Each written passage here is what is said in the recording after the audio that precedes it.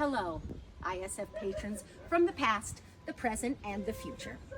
Some of you are total pros when it comes to sitting on the hillside, and we know that, but some of you might be newer to the hillside. So this video is intended to help you know best way to enjoy this beautiful piece of green real estate at the back of the theater.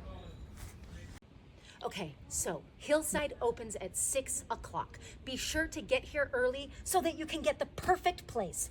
Now let's talk about seating. Option 1, you bring a blanket from home. This works great for so many people. Let's move on to option number 2. You get a rental chair from the Idaho Shakespeare Festival, but the rental chair is free. Option 3, BYOC, bring your own chair. This is a great low to the ground option, and shout out to Crazy Creek, Red Lodge, Montana. Here's another BYOC option, also nice and low to the ground. We like these low riders back here, let me tell you, but still great, very luxurious, comfortable, and low in the back so that the patrons behind you can see still.